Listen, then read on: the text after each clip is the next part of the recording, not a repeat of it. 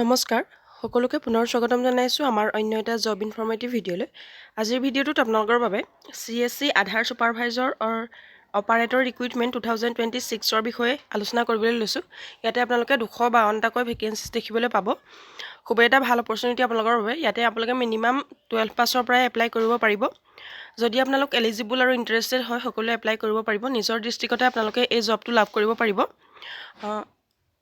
সকলোখিনি ডিটেইলছ জানিবৰ বাবে ভিডিঅ'টো শেষলৈকে চাই থাকক। আৰু আমাৰ চেনেলটোত যদি আপোনালোকে প্ৰথমবাৰৰ বাবে ভিজিট কৰিছে তেনেহ'লে চেনেলটো ছাবস্ক্ৰাইব কৰি কাষতে থকা বেল আইকনটো প্ৰেছ কৰি ৰাখিব এনেধৰণৰ জব ইনফৰ্মেটিভ ভিডিঅ'সমূহৰ নটিফিকেশ্যন প্ৰতিদিনে লাভ কৰিবলৈ।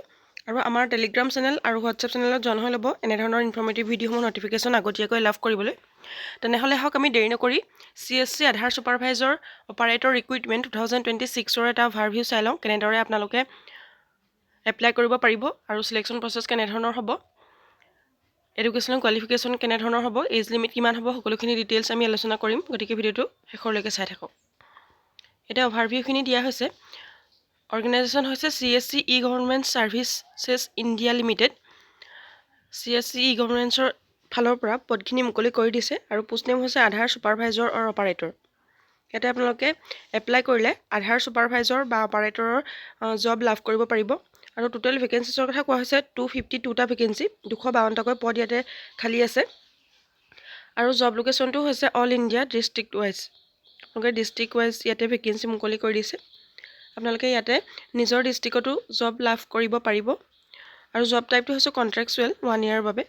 আৰু কোৱালিফিকেশ্যন হৈছে 12th ITI আৰু ডিপ্ল'মা। আপোনালোকে 12 পাছ কৰিলেও এলিজিবল হ'ব। ITI যদি আছে তেতিয়াও আপোনালোকে এলিজিবল হ'ব। আৰু ডিপ্ল'মা থকা সকলেও ইয়াতে এলিজিবল হ'ব। আৰু মেণ্ডেটৰী চাৰ্টিফিকেটৰ কথা কোৱা হৈছে আপোনালোকৰ আধাৰ অপাৰেটৰ বা ছুপাৰভাইজৰৰ চাৰ্টিফিকেট লাগিব, যিখন UIDAI ইছ্যুড হ'ব লাগিব। সেইখন চাৰ্টিফিকেট থাকিলে আপোনালোক এলিজিবল হ'ব। আৰু এপ্লিকেশ্যন মোডটো থাকিব অনলাইন। আপোনালোকে অনলাইন মাধ্যমেৰে এপ্লাই কৰিব লাগিব। অফলাইন যোগেৰে আপোনালোকে এপ্লাই কৰিলে আপোনালোক তাৰ বাবে এলিজিবল নহ'ব। আৰু লাষ্ট ডেটটো হৈছে এপ্লাইৰ লাষ্ট ডেট আপোনালোকৰ 10th মাৰ্চ 2026 দিয়া হৈছে। মাৰ্চৰ 10 তাৰিখ পৰ্যন্ত আপোনালোকে এপ্লাই কৰি থাকিব পাৰিব। আৰু ভেকেঞ্চি ডিটেইলছখিনি ইয়াতে দিয়া হৈছে। আধাৰ ছুপাৰভাইজাৰ আৰু অপাৰেটৰৰ বাবে টোটেল 252টা ভেকেঞ্চিজ কোৱা হৈছে। ভেৰিয়াছ ডিষ্ট্ৰিক্ট, বিভিন্ন ধৰণৰ ডিষ্ট্ৰিক্টত পদখিনি মুকলি হৈছে। আৰু এলিজিবিলিটিখিনি কথা দিয়া হৈছে। এডুকেশ্যনেল কোৱালিফিকেশ্যনৰ কথা কোৱা হৈছে 12th পাছ কৰিলে আপোনালোকে এপ্লাই কৰিব পাৰিব। আৰু যদি আপোনালোকে 12 পাছ কৰা নাই, কেৱল মেট্ৰিকহে পাছ কৰিছে, আৰু যদি মেট্ৰিক পাছ কৰাৰ পাছত আপোনালোকৰ এখন 2 ইয়াৰ্ছৰ ITI ডিপ্ল'মা আছে তেনেহ'লে আপোনালোকে ইয়াতে এলিজিবল হ'ব। আৰু মেট্ৰিক পাছ কৰাৰ পাছত যদি আপোনালোকে 3 বছৰ পলিটেকনিক ডিপ্ল'মা কৰিছে তেতিয়াও আপোনালোকে ইয়াতে এলিজিবল হ'ব। আৰু যদি আপোনালোকে চিম্পল 12 পাছ কৰিছে তেতিয়াও এপ্লাই কৰিব পাৰিব। আৰু মেট্ৰিক পাছ কৰাৰ পাছত 2 বছৰ যদি ITI কৰিছে তেতিয়াও এলিজিবল হ'ব। আৰু মেট্ৰিক পাছ কৰাৰ পাছত যদি 3 বছৰকৈ পলিটেকনিক ডিপ্ল'মা আছে তেতিয়াও আপোনালোকে ইয়াতে এলিজিবল হ'ব। এইখিনি আছিলে এডুকেশ্যনেল কোৱালিফিকেশ্যন। আৰু মেণ্ডেটৰী চাৰ্টিফিকেশ্যনৰ কথা কোৱাই হৈছে। আপোনালোকৰ আধাৰ এখন ভেলিড আধাৰ অপাৰেটৰ বা ছুপাৰভাইজাৰৰ চাৰ্টিফিকেট থাকিব লাগিব। আৰু আধাৰ ৰিকুৱাৰমেণ্টছৰ কথা কোৱা হৈছে বেছিক কম্পিউটাৰ নলেজ। আপোনালোকৰ কম্পিউটাৰ নলেজ থাকিব লাগিব। গুড কমিউনিকেশ্যন স্কিলছটো থাকিব লাগিব। আৰু preference to local district resident.